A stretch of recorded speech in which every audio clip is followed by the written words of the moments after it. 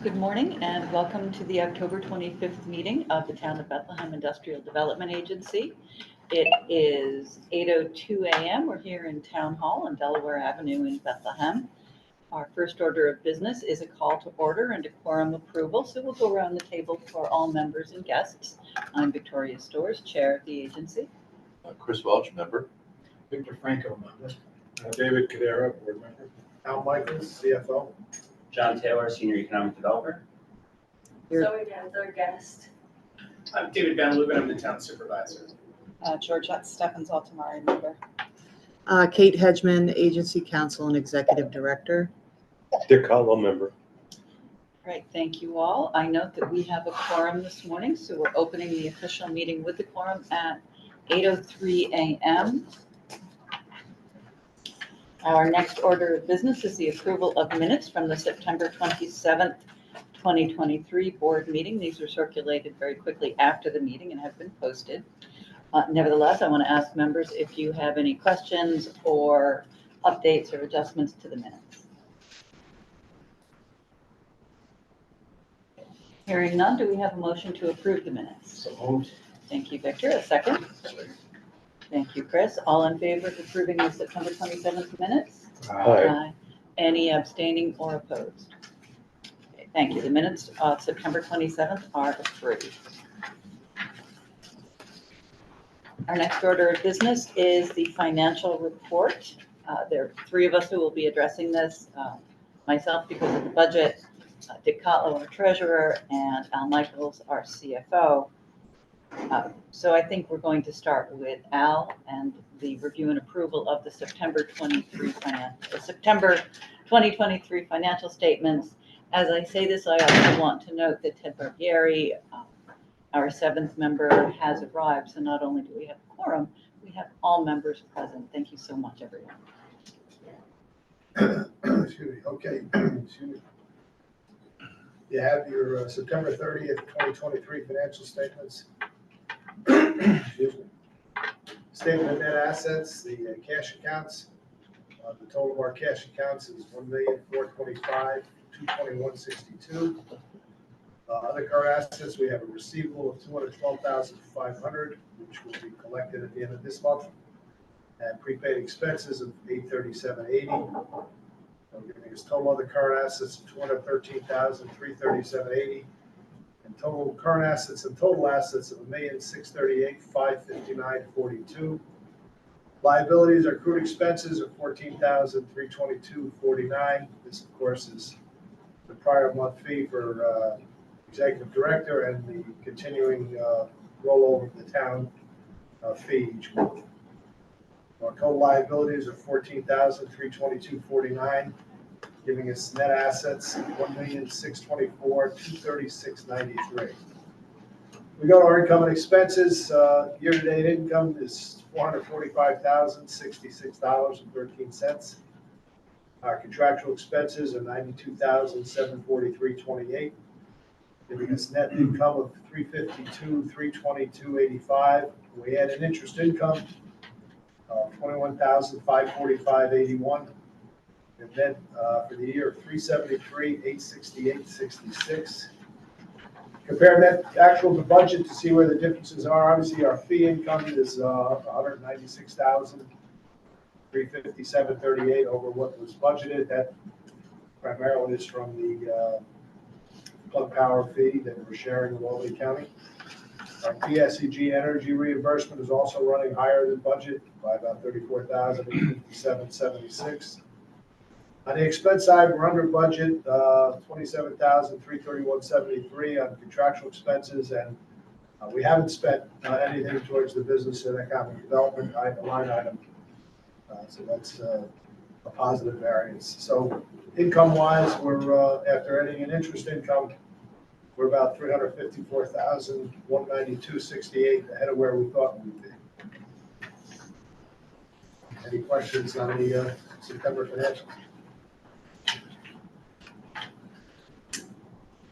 Just on the 100,000, you don't have any plans to spend that yet, right?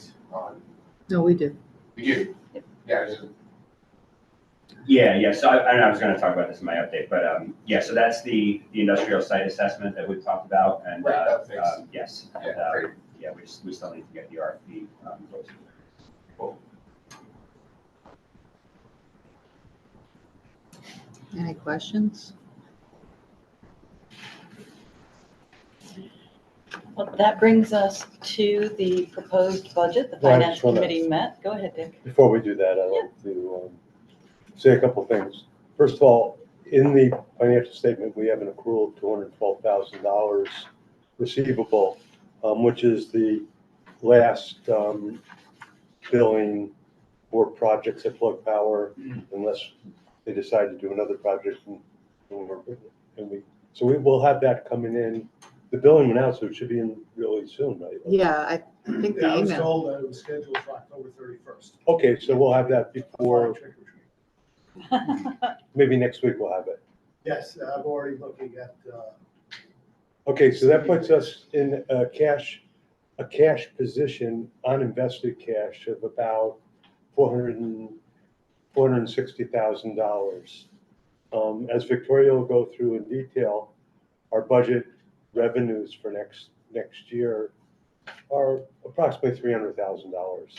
So once we hear from John and we figure out where we're gonna be for the end of the year, we probably have, I guesstimated, maybe another $100,000 that we probably can invest for another 12 months.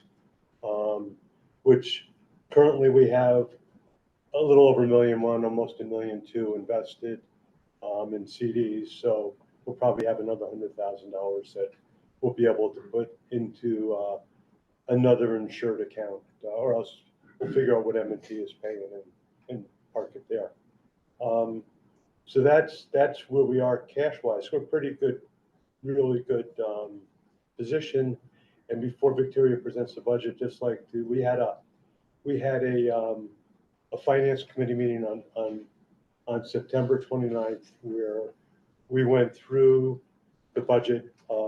Victoria came up with a lot of good input and she's going to present it. We also briefly went over our charter and, everything was pretty good. And it was a very good meeting. And we really went through it, did a deep dive on the budget and, because of the work that was done, I'll turn over to Victoria for presentation. Thank you. Unless there's any questions on investments. Okay, I'm sorry. Go ahead. This doesn't mean that I don't want participation from the treasurer. I'm not- You're gonna do a great job, better than me. So the finance committee met, as Dick said, and a little bit of background. Our budget format has really been tagged to our need for Paris reporting. It's really quite simplified. Line items are aggregated at a pretty high level. What I found as we've become more active in the past couple of years is that particularly on the operating expense side, we don't have what I would call a budget that acts as a management tool, where we can look and say, well, we expected, Ted, to your point, to spend $100,000 on, business and economic development, but we didn't. Why is that? What was that earmarked for? What are the other expenses? We've had conferences and things. And so what you're looking at this morning is a typical IDA budget in the terms of the kinds of things we're spending our money on and the kinds of revenues that we have. But we've expanded the detail on the operating expenses so that everyone can see what our various efforts are costing. And so that's the big change, rather than the total amount. Also broke out under revenues some of the fee income from special projects versus regular projects. And we understand we have a very generous fee from Port of Albany, but that's only for 3 years. So it's important that we not look well forward and say, oh, we're always going to have that, because we're not. And the fees from Plug Power also are a little bit of a one-off. We certainly want to have great projects coming in continuously, but we understand that's not necessarily every year. So to help with that planning, that's been expanded a little bit so that we're differentiating between the upfront fees that we get from participating in major projects from the annual fees that we collect throughout the life of the pilot. So for the 2024 budget, as Dick said, we're looking, the Finance Committee approved a budget with operating revenues of $250,726. We are looking at our estimate, and this is what we've used for a number of years, is $25,000 from closing of one new project. Application fees, an expectation of $11,500. That reflects a couple of applications and also the fact that when we do get an application that we want to review and we'll do that deep dive for a benefit cost analysis, they give us some additional fee money to offset our costs of software and time. So that's why we're seeing that increase in fee revenue. The annual fees prior to 2022, these are projects that closed earlier. That's $56,619. These are numbers that Al has more detail of on the IDA project summary, and also fairly modest energy reimbursement payment. This would be the last. Actually, that doesn't belong. Well, we're going to hold on to that. So operating revenues of $257,26. Non-operating revenues, as Dick said, we have been successfully earning more through his efforts in laddering CDs and looking for opportunities. So we're reasonably expecting that $40,000, and that is a really meaningful number. It's not, pocket change. For us, this is a very meaningful number, that $40,000. Historically, it's been 100. I used to get chided for budgeting 1,200 Yeah. for the year for 100 a month. Being an overstatement. Yes. So Yes. it's a good problem. So It's been $100. yeah, in interest. Right. Yeah. So, on the expense side, we experience inflation in the things that we buy, just like everybody else does. So total revenue, $290,726. Under operating expenditures, the first item is our services contract with the town. That was $40,000 for 2023, and we've bumped that up. We'll bring details of that contract to the town, pending your approval of the budget, and we'll work out. But the Finance Committee didn't discuss or propose any significant changes to the services that or really any changes to the services that we purchase from the town. And there is an item in here for insurance. We need at least directors and officers insurance, and Kate has been working on getting us quotes for that. So we have an estimated number of $2,000 in the budget to obtain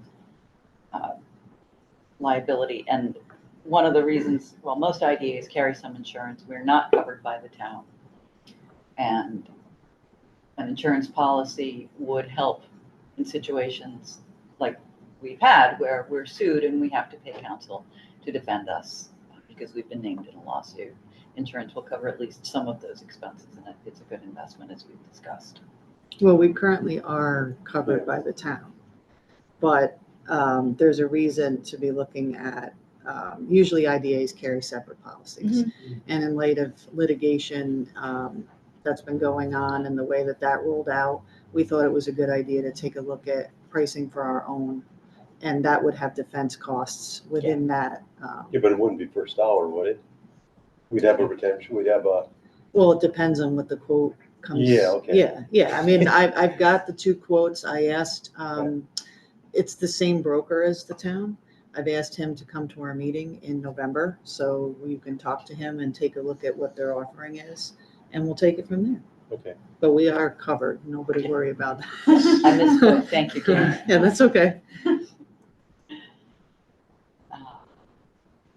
Under In the paper or PDF that you're looking at on your screen, in the box is the first place that we expanded out some of those line items. If you look at prior budgets, you know, professional contractual expenses is entirely aggregated. What we have now in this box is the individual professional services that we purchase directly under contract. And these are executive director and counsel, our CFO, special counsel as needed. We haven't, our arrangement with our special counsel, Hodgson Russ, is that they typically take a fee out when we've had a closing, and that's part of the closing documents. In the event that we do need them for something else, there's a little bit of money in there. I've separated out the fee for the annual audit and then aggregated that at $94,500.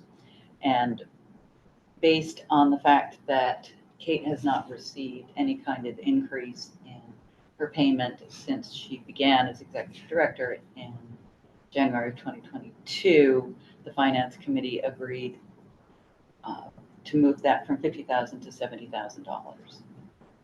We've all been looking at her bills and the amount of effort that she's been putting in. So aside from the fact that we can now see what we're paying for the different contracts, that's really the change in what we would have seen in prior budgets. So I want to stop there because professional services and town services are some of our biggest expenditures. Are there any questions? No questions, I guess just a comment. I really appreciate the expanded detail, because it adds to transparency and all that good government stuff, right? So this is appreciated. Thank you. Oh, thank you, Victor. Sorry.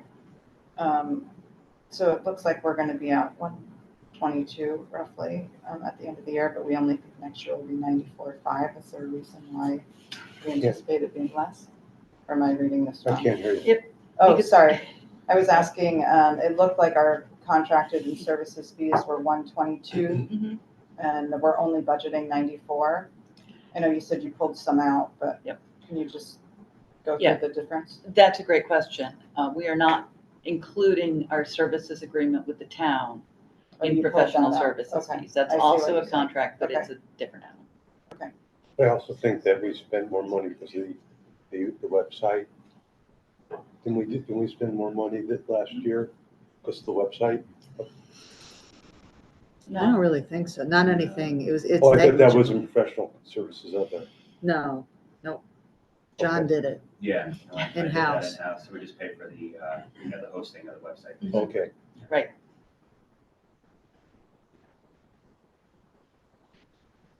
And the proposed increase for the executive director council, is that based on anticipated increase in workload or just basically you're continuing to operate at the same level, but your expenses obviously are higher? It's both, really.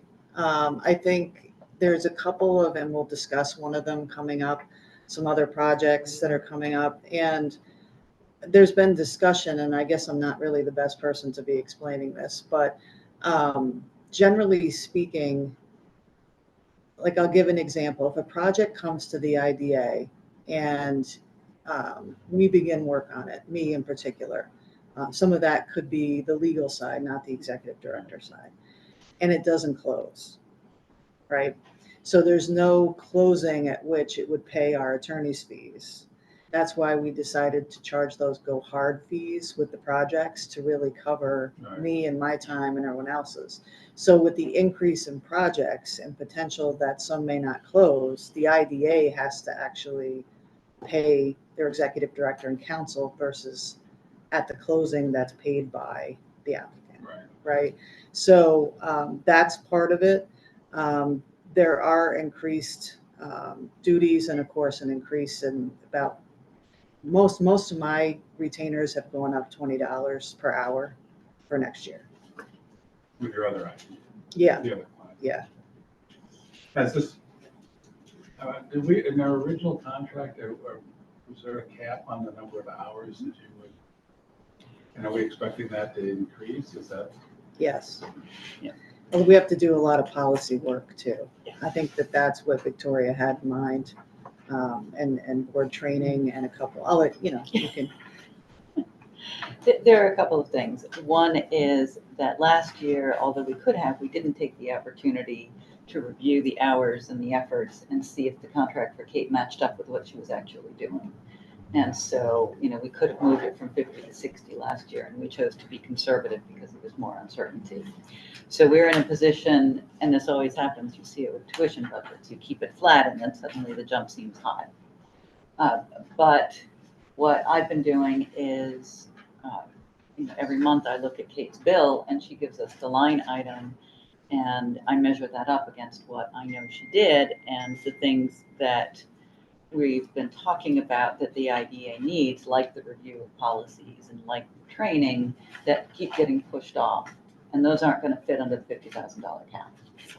and if you remember, you reappropriated last year another 10,000 anyway for Bellis board and different document retention. So you really were at 60, then, you know, at 50 per se. Any other questions about the change? Okay, thank you. The ordinary operating expenses, this is what I really wanted to look at, because for the past couple of years, we have been spending resources to attend conferences, and this has given us a greater regional presence, which has frankly been quite helpful when we have to start working with the Albany County IDA and the Albany County Alliance. We are seeing people, we've got better relationships with CEG, I think probably the strongest communication with the Center for Economic Growth that we have ever enjoyed. So we have been out and about and talking to people, getting to know what else is going on regionally, which is helpful when we do get applications to match up. Well, is this also a regional goal? So I think that money has been worth spending. When it was, you know, previously put into, you know, contractual expenses, also included our fee, our membership fee for CEG, or our membership fee for New York State Economic Development Corporation. I think that's a fine level of aggregation for Paris. For us as a management budget, we want to see what we're spending and make sure that it's worth the while. So what we're looking at here, supplies and materials, 2,500. Marketing promotion of the IDA, we take out ads and we sponsor at the New York State Economic Development Council conferences, especially the one here in Albany, where we're meeting people and talking with people who we would be regularly doing work with. Also, the conference fees, that's generally New York State EDC, although this past late winter, we were able to send John down to the National Offshore Wind Conference because that's important here. And we want to be able to continue to do that where there's an industry that's important to the town. And in the clean energy sector, that's going to continue to be the case. We want to make sure that there's something in the budget so we can act and say, yeah, actually, this is a good use of our resources. This is part of our mission, is to promote the town, retain and attract the kinds of businesses that we feel are contributing to its economic strength and vitality. So travel goes into that. That will depend. It's not that far to go to Cooperstown. So there's our two memberships. We are a member of the Bethlehem Chamber. Size Up is a contract that we are going to be bringing to an end. It was the online, you know, business intelligence software. Size Up didn't deliver the kinds of aggregated information in a format that people found useful enough to use. And so together with the chamber, we're unwinding that contract and won't have an expense don't anticipate having an expense next year for that tool. In-plan here, for those of you who haven't seen a prior budget, that's the input-output economic effect software that we use to analyze our projects. Bella's board is our communication tool. Other operating expenditures is miscellaneous things, for example, we have to continue to pay web hosting, communications, so that's a small number, so we have a little bit of a rounding amount. Rounding amount isn't the right word, but yeah, just a little bit where we don't have to outline every single thing we expect to purchase, as long as it's a small dollar amount. And finally, the business and economic development services. This is the $100,000 that we agreed to set aside to for the site inventory. As John said, that RFP has yet to go out. So the Finance Committee recommended moving that amount up to $125,000 for 2024. That would reflect our commitment to provide the $100,000 and also give us the opportunity to do something else or, follow up or cover additional costs associated with the kinds of studies that help us make good decisions. That brings our total expenditures to $289,800,000 and a very slight excess and contribution to fund balance of $926. I just have a couple Yeah, of please. comments. Thank you very much. Good job. Just so the $100,000 of the 125 currently is in both budgets. It's in Right. 2022, it's in 2023. So depending upon what John reports, we could expend some of it this year, but we'll see. So it's not an additional $100,000. I just want to make sure everybody Good is clear on clarification. that. The other thing is that I think, Victoria, very good that we've identified a lot of these costs, but I think the chair has the luxury and the privilege to, if something comes up during the year, a conference or so, that we can attend, so that these are what's on the schedule right now, but I would think that in some of these line items, they're fluid. Yes. So just so that it's good to understand where the money is planned to go, but as things develop over the year, we've got the money budgeted in case another conference comes up. So I just want to make sure that you have flexibility and everybody understands that. So Yes. Under our policy, the chair has the authority to authorize an expenditure up to $10,000. Given our budgeting practices, that's not something that I do, but I can authorize an additional conference. It's, maybe a couple thousand. This kind of budgeting is going to let us see what's going on there. Just a couple questions. So, the size of contract, when was that originally executed? That was a 3-year contract, so I'm thinking right after, 2020, 2021. And originally we thought it would be used for good business intelligence. And what really transpired there is the product itself, I think they were out there selling it and it wasn't completely built out yet. So there wasn't a lot of data that was really useful to the town. Is that accurate, John? That I just want to make sure. There's a lot of holes in the Yeah. data. And I think frankly, I just wasn't getting the use that. Yeah, and they were monitored, they can monitor, use and click-throughs and all that, and it really was not being used. And the chamber was actually, they approached us and said, we're not seeing value in this. What do you think? And, the last we had heard, Terry was going to talk with them about terminating it at the end of this year, I think. Yeah, the structure is they have a contract with the chamber. We have an MOU with the chamber to pay 50%. That was approved in the spring of 2022. Okay, it was that late. Okay. Well, I didn't become chair until 2021, so there's my Okay. mental I math. wasn't. All right, So yeah. I knew I was here when it happened. And do you recall, what was the original expenditure in order to execute the contract? it's 3 years. I want to say it was a couple $1,000, Oh, okay. like our portion, total, maybe it was, $2,500, yeah, $4,000. for Yeah, half. I want to say the total was like 5,000. Yeah, That's what I It was in think. that ballpark, relatively nominal. Yes. Nominal, we still brought it to the whole board because Yeah. it was a change in policy and a non I looked at tiny it. event, amount for us at that point. I personally, I was on the board, so was Dave. Yeah. In my own mind, I looked at it as almost like R&D. You know, it was something the chamber approached us, and, you know, for research and development purposes, it sounded like a good idea at the time, and we had a pretty good contract, I think, that Kate negotiated, so. Oh, yeah. And then the last question regarding the 100,000. So just to get a clear understanding, last year's budget of 100,000 is mutually exclusive, or is not mutually exclusive from the 125 proposed.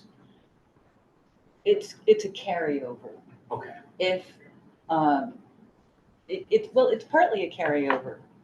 We don't know when we're going to get the bids back and enter into a contract. Most of that, since we're here at the end of October, if we do engage a consultant to conduct the site inventory before the end of the year, it's almost certainly going to be a percent to completion kind of contract where most of the actual expenditures will occur in 2024. I see. So we're including that $100,000 again in 2024. So it's not like you can dip into prior year budget line to make expenditures and then the new budget line. Like, so I just. It's a have to- total of $100,000 for that.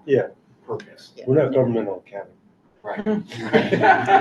This year, more than likely, our finances will show up with a large positive variance, because we won't spend any of it at all. And the next year, we'll budget a slightly higher amount and more than likely spend most of it. I got it.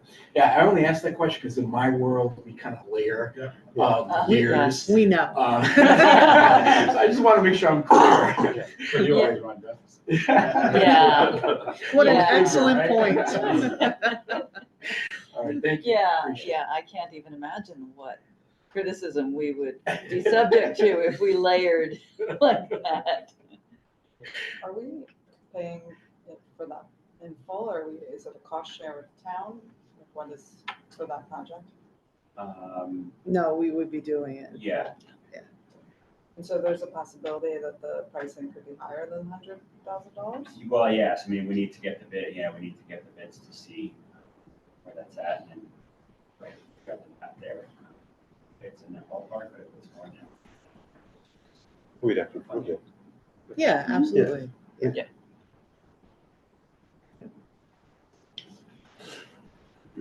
We're really relying on town planning to make recommendations about the most qualified bids.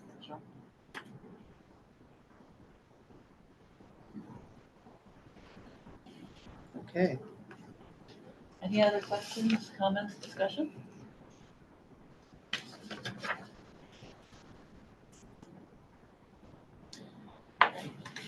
I want to underscore Dick's point.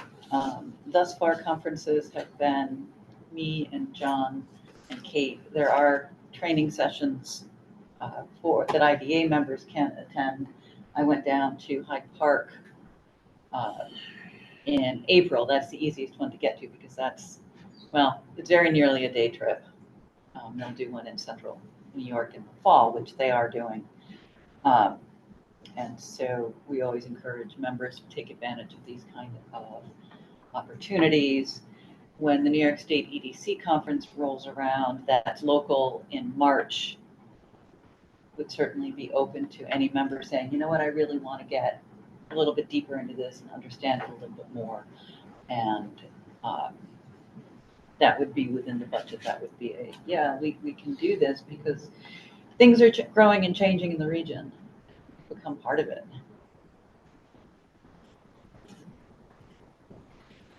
Okay, so item number 3 is presentation of the Paris budget. That's actually on the next page. It's a little bit more aggregated here. It's in larger typeface, a relief for some of us. So it's the same budget, but we are not sharing the actual dollars for each of the professional services. But ultimately, what goes into Paris is What they ask us for. what they, exactly what they ask us for. Let me add too, this is the way the budget prints out when I put the information in, but didn't certify it. Mhm. Because you can't do it until we vote it.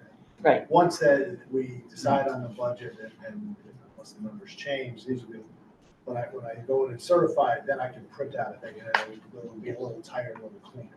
This is just, it's actually printing a screenshot of the Right. comparison.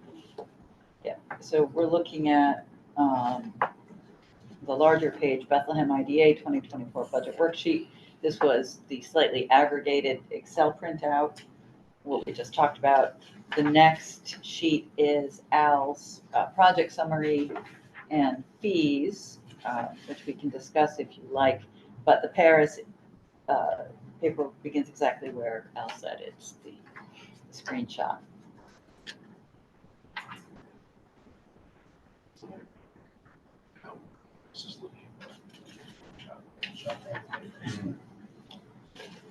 I think, is that, we're done with that project. Oh, yeah, that's gone. And so, yeah, when the announcement came out that they were closing, someone contacted us. They're all done with our reporting, so I'm okay. Yeah. I mean, I feel terrible for the employees and everybody involved with it, but we're okay. This is not a solar project or a wind project. So, Jesus. So looking at Al's Paris printout, we are required to do a couple years forward-looking. And Dick and Al, this is something that the Finance Committee talked about. Do you want to speak to how we're going to handle the out-year forecast that we're required to do? Do I want to? Asking you to. You must. No, I think I'll pass. One of the things, and this is, the out year thing, I understand the reasoning for it. The state, you're dealing with a downstate, maybe there's a power authority that's reporting out budget, they have hundreds of them. With an IDA of our size, with the number of projects, it's a lot of, guesswork, but it's really, we can't say that, 3 years it's gonna be this, that, or the other. There's no guarantee, right, good. So, I mean, we do it, and we certainly want to make sure that we have that makes sense, but it's kind of overkill for an agency of our size. Required overkill, unlovable. What we've used it for, in addition to everything that Al explained, the requirements and why it's required, is in the past, we would sometimes go 2 and 3 years without a project. But that never reduced our expenses. And so it does also serve as an internal tool to see how our fund balance is winding down. We do have a lot of money in fund balances right now. If we, not that we're expecting this, but if we go through another dry period, then the long-term forecasting helps us measure how many years we can get by fulfilling our mission before we get back into the extremely skinny budgets we had a few years ago. Right. Want to do the motion? Let's Yeah, do we it, need move to. up new business. So new business, item A is the resolution to approve this budget. You have to approve not only our budget, but Paris. Yep, okay. Kate, do you want to take us through the resolution? Sure.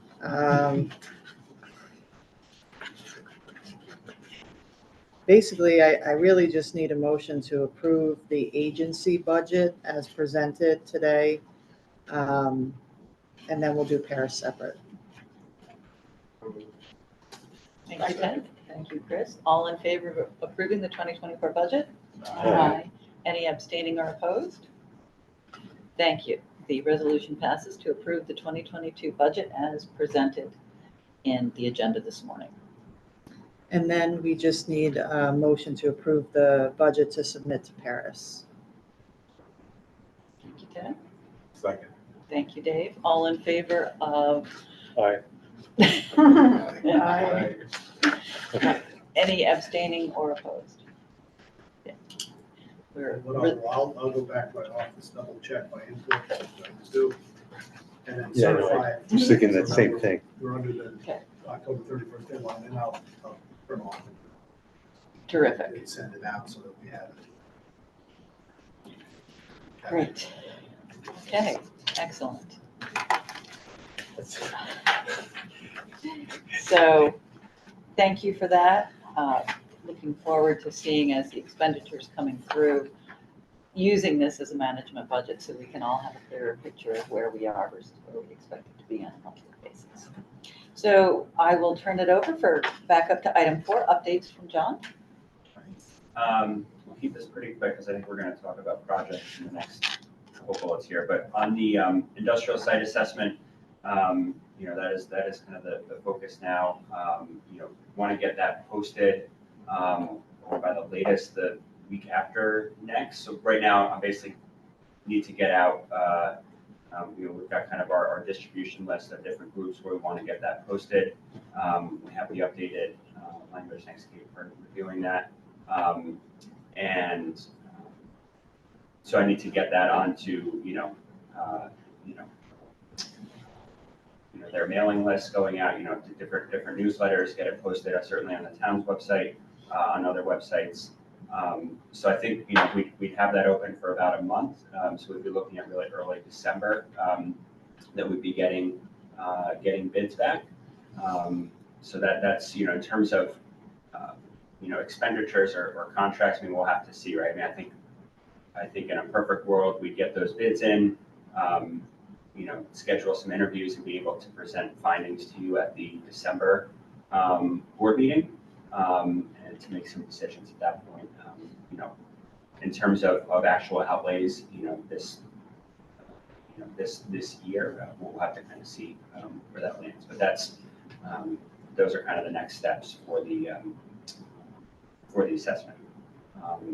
And just thinking ahead a little bit too, we do have, well, again, to Georgette's point, we'll see what the bids come in at and, how close, the bids are to our budgeted amount. But, certainly if there are additional funds in that line item budget for next year, they could support this project, or, we've talked about other initiatives like, a dedicated marketing marketing campaign, outside of our standard marketing at conferences, really kind of marketing Bethlehem, not the IDA specifically, but Bethlehem as as a place to do business, right, and then targeting. So that's just a little bit of update on kind of where that stands. The only other thing I'll say, we'll get to kind of current projects and prospective projects in a minute. West Yard Road, we did go through, that exercise of the cost benefit analysis and economic impact analysis for West Yard Road. We'll talk in a minute about kind of where that stands, but regardless, I think it was a very useful exercise so that as we get projects going forward, we have a process in place. We had a good discussion with the town assessor about kind of processes there for getting assessment estimates for these projects. So I think, again, we've got that good project in place. It's work to get through, but kind of well spent. So I think I'll stop it there, and then we'll just kind of jump into projects. Yeah. Sorry, I have 2 questions. Who will be reviewing those submissions and interviews during the interviews? Yeah, so I think the plan was that the initial, the bids would come in from the planning side. Myself and Rob would look at those. Kate and Victoria as well. And any other board member And that any would other like board No, to I'm be. just asking, like, Yeah. is there IDA involvement in the selection process, I guess? Yes. It's Yeah, our, yeah. it's our RFP. Yeah. It is It's our not, RFP, it's right. not the town's Okay. RFP. Okay. So certainly Okay. anyone is welcome to do that. Our thinking was that we'd have the smaller group review, kind of vet those and then bring those to, at the December meeting, bring those to the board with, and kind of go through, Yeah. summarize each of those, those bids, any interviews that we've had, recommendations, and that would be, and giving the full IDA board all of that information. But that way it's, there's some, informed recommendations and we've done some analysis on that. So on the marketing side, I wondered, and we were talking about memberships, I wondered if the IDA or town, I don't know if it necessarily makes sense to be members of CIRED, the Commercial Real Estate Brokers Group, but I know that a lot of the town supervisors go and give presentations and they host a monthly CIRED meeting. Like I'm thinking like a commercial open house, like how do you really, once we have this full site selection, right?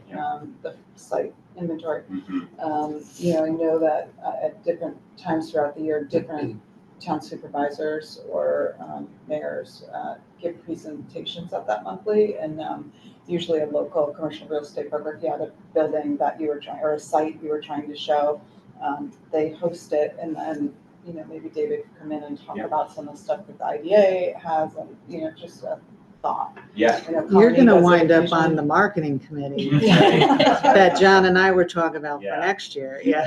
been talking about that for next year. No, I think that's a great idea. because you have time for that. Yeah. Yeah, I think that's a great idea, and I have been in touch with CIRED, Yeah, it's just a really more just great on, way to project get specific connected, things, but yeah. to let them know what we've got available. Yeah. Okay, I'll be done. No, it's okay. No, it's great. It's great. All right, so did you want me to talk a little bit about the projects or? Yes. Okay, so as you know, West Yard Road came to the board 2 meetings ago, I think it was the first time we took a look at that. Since then, twice, they've put the project on pause and alerted us that not that they weren't moving forward, but just not right now. So I think they're just trying to solidify possibly a tenant or some financing. They didn't really say, they just said, we want to put it on pause. So The application or project? the application, Application. as far as I know, it's still progressing through the planning department. Right. So I think they're just potentially seeing if it makes sense to apply for benefits maybe. So there's probably some other things that aren't known to us that they need to get their ducks in a row. So, I left it with their counsel that they would be back in touch with us when they were ready to move forward, or they would let us know if they're not, of course. I don't want to leave a pending application open too long, but certainly within a couple months, we could resume that if they'd like to. And like John said, it was a good exercise in doing our first cost benefit analysis on a project. We had a pretty good meeting with the current assessor as well to discuss valuation of projects and things. So, I think going forward, we'll be in a good position to have sort of our process for looking at cost benefit and also nailing down, what are the true values of projects so that when it does close, we know what the value would be, or at least close to it. So. Were the results of the cost, apologies if I missed it, were the results of the cost benefit shared orders of magnitude? No. We didn't yet, because at the same time as we concluded that, they withdrew, pulled- or they they paused. Okay, that's fine. Right. So the same day. Yeah. So. All right, so any further questions on West Yard Road? Okay, so the next topic, and I do have Joe Scott on speakerphone here in case we need to have him speak or he'd like to speak. And one of the things I just want to say from the outset, before we talk about PSEG, next month in December, I know we've got holidays coming up and there is a different meeting schedule. So I believe it's the 15th of each month, which Yeah. I think. Yeah. And we are going to have some year-end things that we really need a quorum for, so I would just mention that. And one of which is going to be further discussion on PSEG. So the background on this, and I will lean on Victoria a little bit, who has the institutional history, but there was a pilot given to PSEG in 2002. And the pilot itself was for a very specific number each year. It wasn't done traditionally in a 12-year or a 10-year pilot. It was done for a straight amount. Al, you're squinting at me like I'm not articulating. Oh, okay. I didn't know if you had a different No, explanation for it. Seatbelt resting, please. Yeah, okay, no, it's It was okay. for a number and. Yeah. Not to hold you up, but as a result of that pilot and the way the property is assessed, every year we have about almost $1 million negative tax Right, cost. right. Because the pilot seems to be more, and of course, we get the questions from, send them the answer, and like, oh my, I've never seen that. So, it's a good pilot. So My understanding, and Al, you can back me up, is that the pilot was not based on a portion of the taxes on the real estate, but on the energy production, which is right. not inappropriate for that kind of a facility. And what it wound up doing is ultimately we were getting more tax payments than we normally would at the current assessed value of the property. So yes, it was a very good deal. So yes, please. Right. It was a very good deal for us. So that's the background. It is coming to an end. It was for 20 years. So that's why this was done a long time ago. It's coming to an end, and PSEG's council approached Joe Scott, and Joe looped me in to a request that they're putting out there for a new application for a pilot. In the meantime, Victoria, myself, John Taylor went to PSEG and toured the plant and spoke with them about what their plans were, why they were interested in submitting a new application, and really what to do in the meantime, because it's going to expire December 31st of this year. So what we ultimately talked about, and you certainly can chime in, was that we thought it would be important to consider a new application, but we wouldn't get to do that in time for December 31st.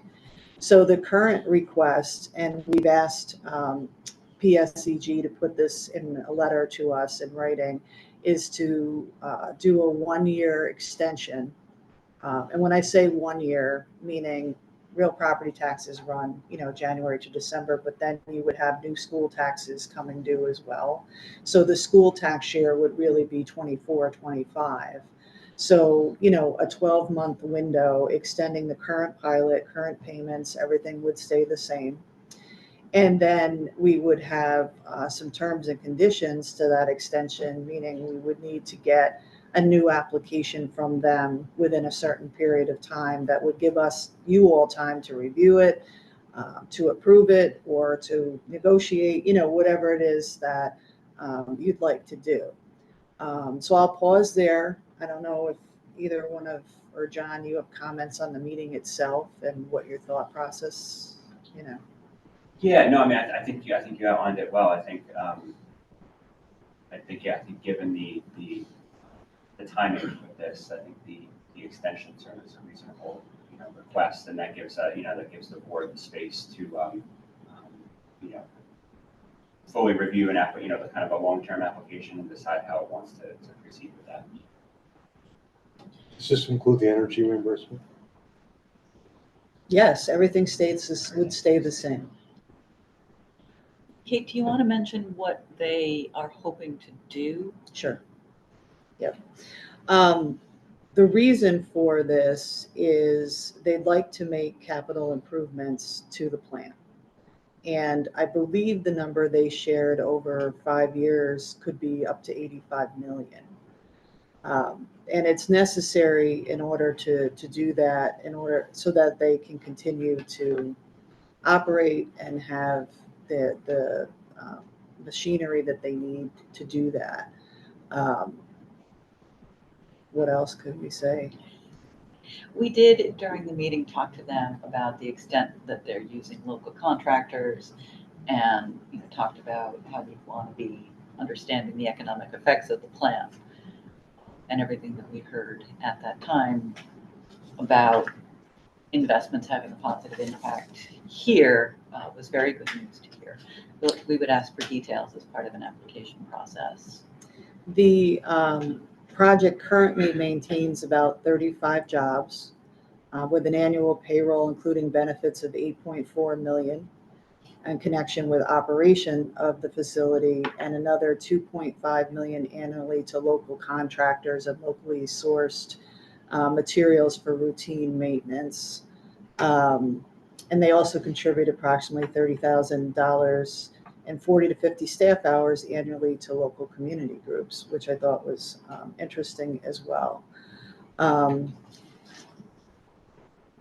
don't think we need to necessarily get into the new application today, and I lost Joe. Anyway,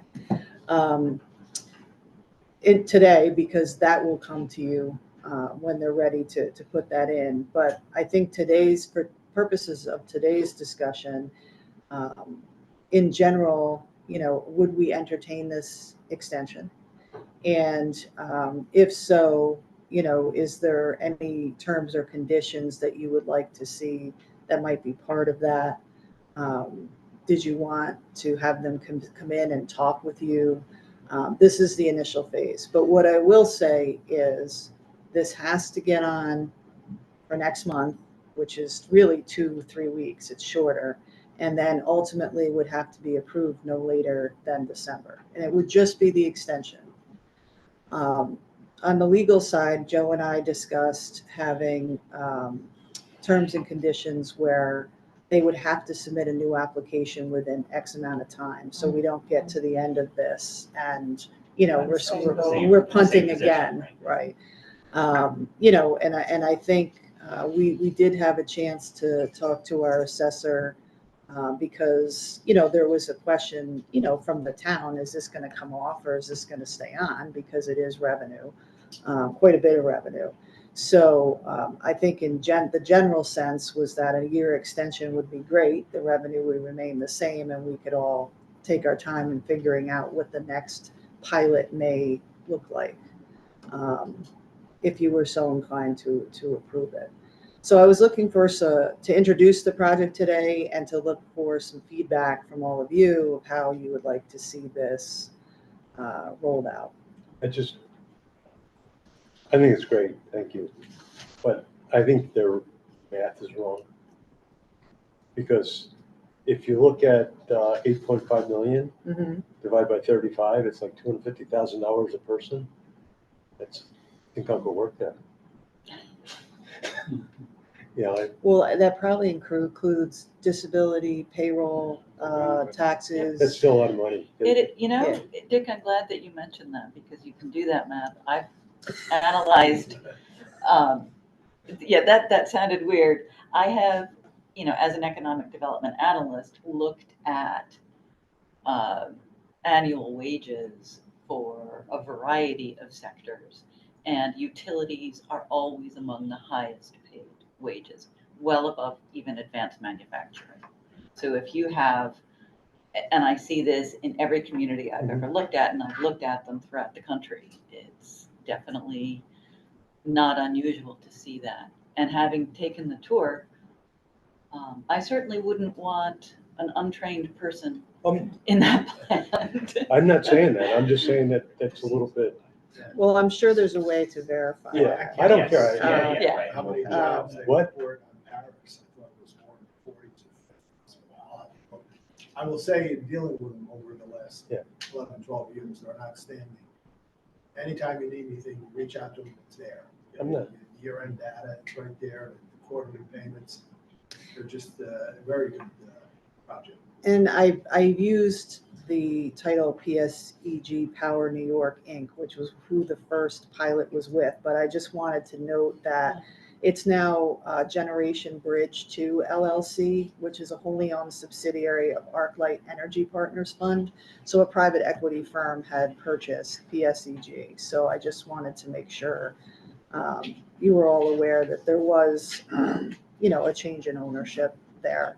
And the applicant would be Generation Bridge, I'm pretty sure.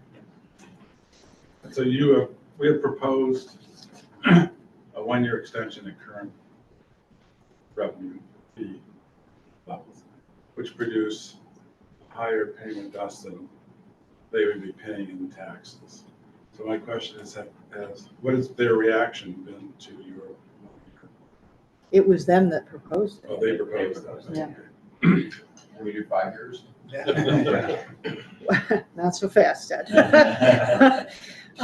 There hasn't been a revaluation of the plant in No. quite some time. So that is a whole other discussion, which we will all definitely be a part of, I'm sure, as the new application comes in. Right.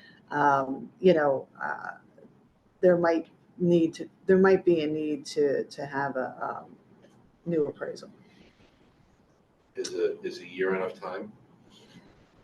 Yes, for now. Okay. And, I think as attorneys, and unfortunately, I lost Joe Scott just at the moment we were going to discuss it. But, I think Joe and I were being very conservative in that initially we just said a few months, like 6 months. But the reality is, it's really when the tax roll comes out. Right. So we weren't going to know by March 1st what something new. There's only 5 total meetings left between that and March 1st. So, we all sort of decided that it's really the tax years that we should go out just to cover our bases so that we don't cause any issues with the rolls.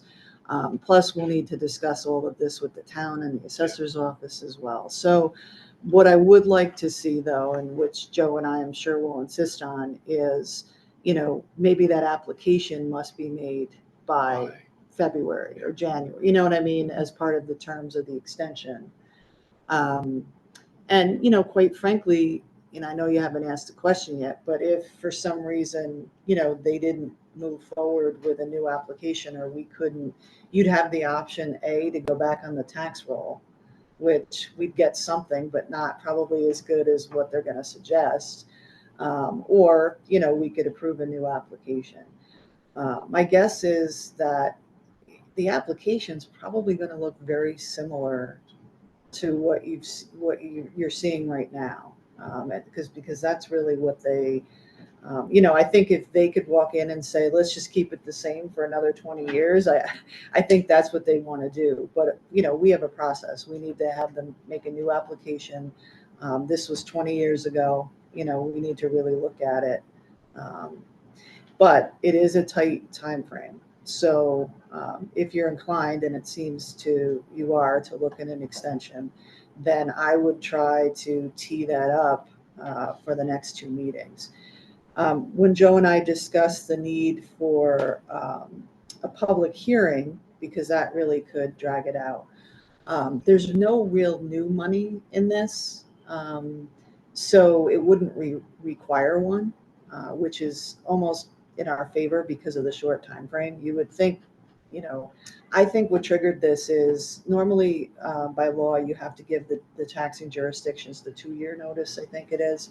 And I'm sure Joe Scott's office did do that. But there was John was getting a lot of questions about this. So I served additional notice saying, hi town, hi county, this is coming to an end.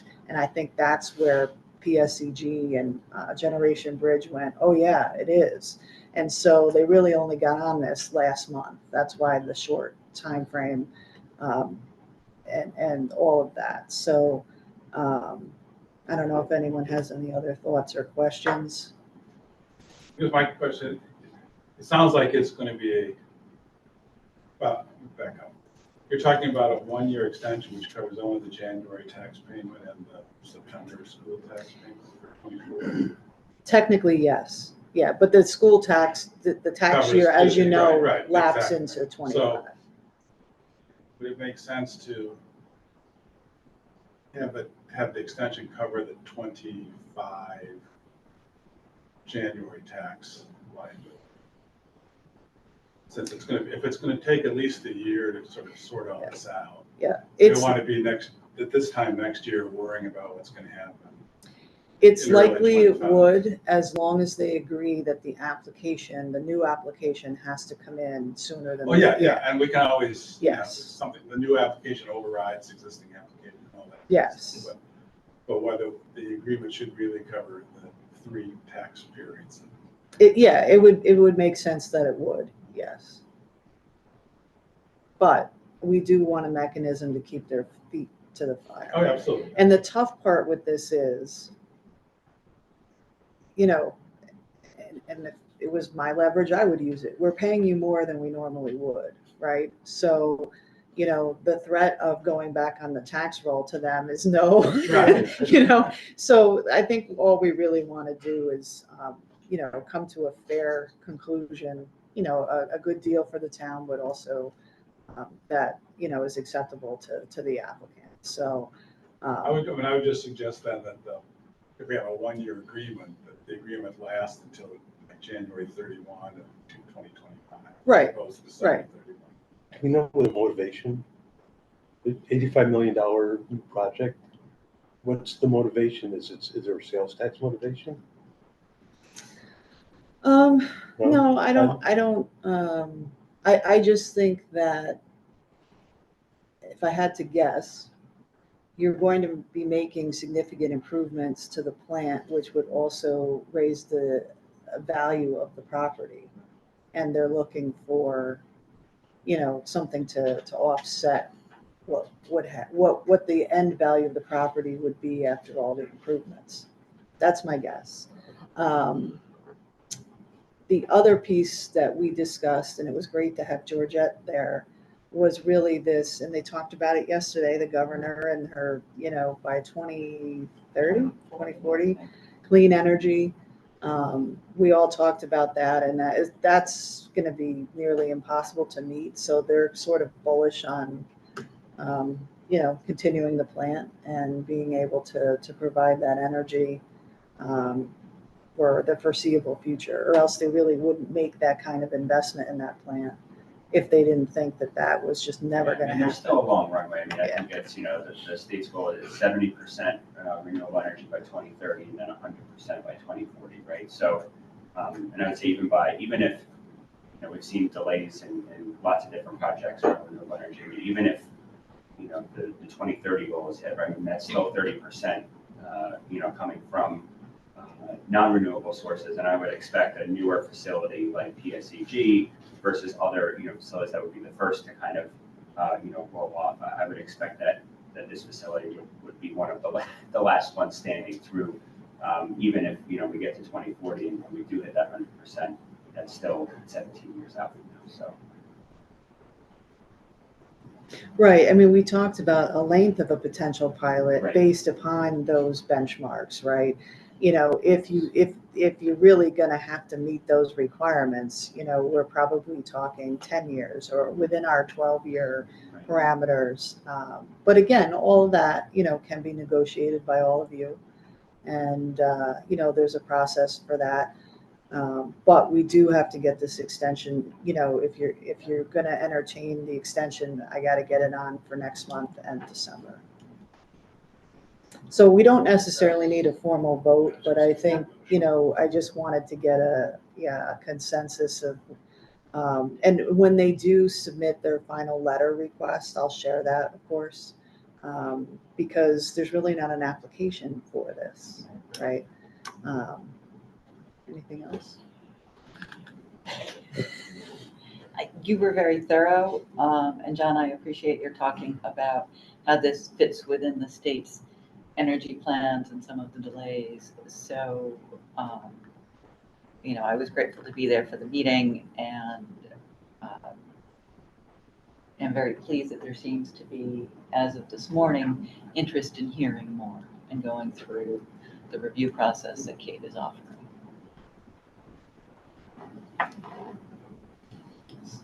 Yes. Okay. Okay, All put it right. on the agenda. All right. Share the information. I'm sorry, can you update the calendar invite then? Because you said we're moving meetings up a week, is that what you said? The invite should still be okay. I'll take a look because when I did the calendar for the year, I knew it was already gonna be the 15th, but yeah, I can send it out. I have November I have it 15th, on and then- November 22nd on my, Oh, like, okay, from your invite. all right. For some reason, I had November 15th and December 20th. I think December 20th we're not moving. Let me take a look. Yeah, I don't remember. who that December was anymore. 27th as the, yeah. Yeah, for some reason, I had it updated. I don't remember when.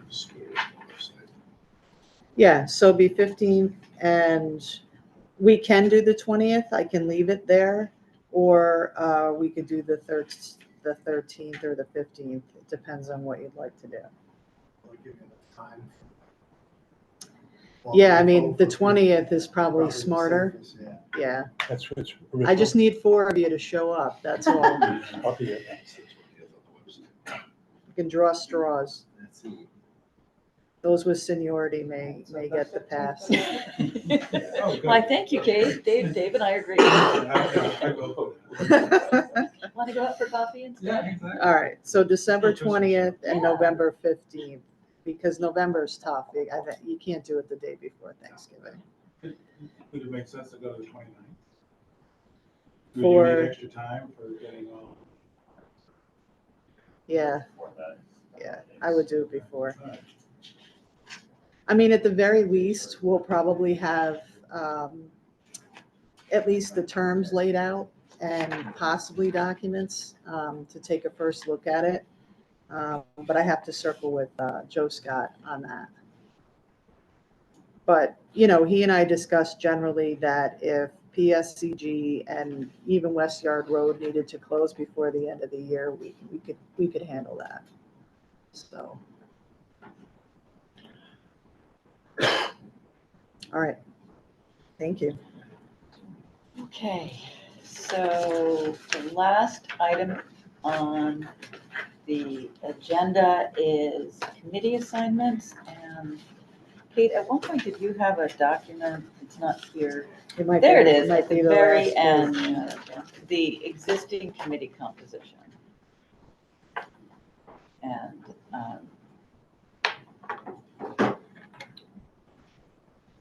I think, so the executive committee is not officially a committee, it's just naming the officers.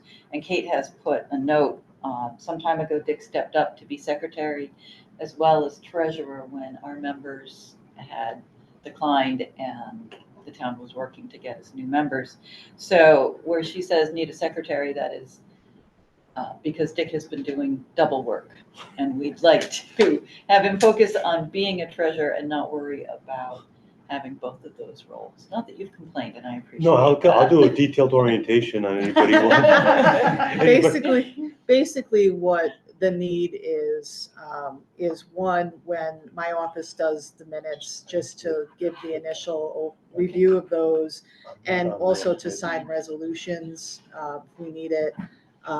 If the other officers aren't available for a signature, it's not heavy duty, like we still do the minutes, I still maintain the documents, but we really should have a 4th member too, where, if the executive committee had to convene for whatever reason to, between meetings to do some work, that there's 4 people, that's quorum, right, of the board. So if we needed some sort of action to be taken between meetings, that was an emergency or something, you would have a quorum of the board. Right now, you only have 3 people. So you'd have to convene the whole board, and that can be difficult to do, so. So I'm going to add to what Kate says. The secretary has traditionally been exactly what Kate said. The duties of the secretary are actually include, looking at the minutes. So there's a little bit more, and I would like to see, as we're busier, a secretary step up a little bit rather than being, a formal standby position, especially as we begin to go through policies. So we would be looking for someone who is comfortable looking at documents, looking at minutes, and being able to think through some of these issues. but still not a heavy limit. And then the other issue is just to review the committees you're on, and if you'd like to switch, or, there's a thought of, I don't know at this time that we need any additional committees, but Dick asked me to point out while he stepped out that he's not actually on the audit committee. okay. He attends. He attends, okay.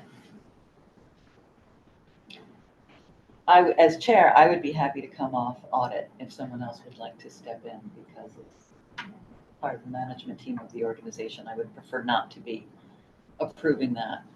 I stepped on last, I think, December, because we were down so many people.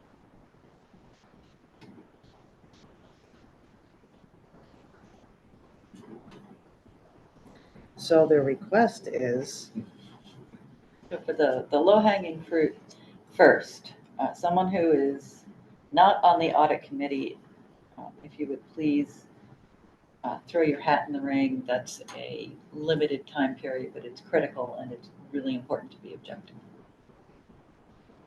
the bulk of the work is January through March, mostly February, March for that.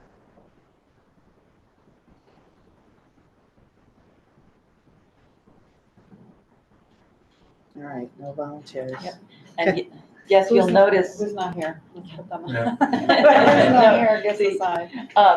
It is because we have to have 3 committees with 7 members. There are members who simply have to be on 2 committees. Audit, because it's time limited, is not the most difficult to add if you're already on something else. That's an easy one. All right, well, we'll leave it as is for now.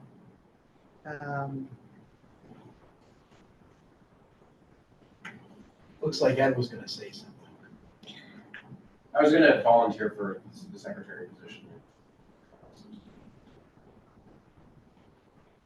I second. Thank you for your support. I'll be Okay. a campaign man. Love a detailed orientation. Sorry, You just finished. I look forward to it. Spelled orientation. So- Yeah. I think the chair should entertain a motion to appoint. The chair is entertaining such a motion to appoint Ted DeBarbieri as secretary. Why don't we make it as of November 1st, since I just signed? Okay, Thank you. Yes. Sure, yes. So All in favor of it?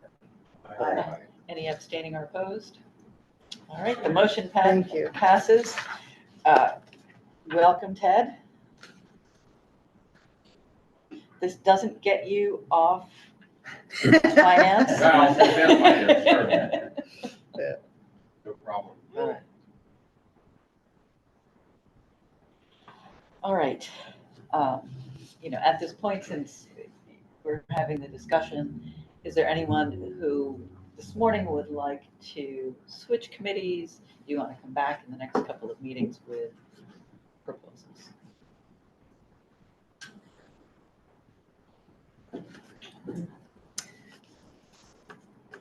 after you close this, I just wanted to ask one more question.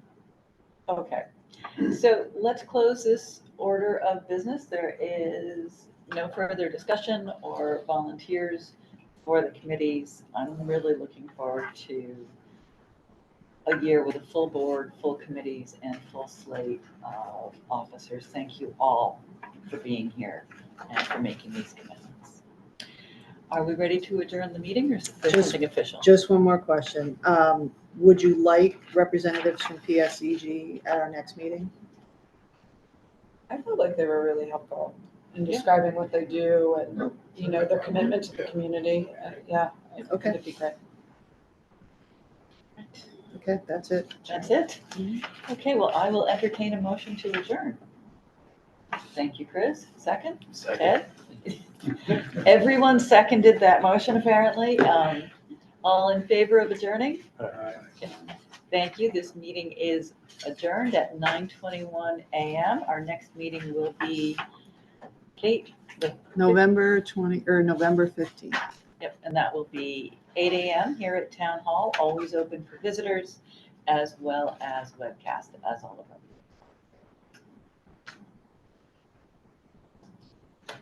Did you take a vote? Yeah, it was unanimous in favor of adjournment.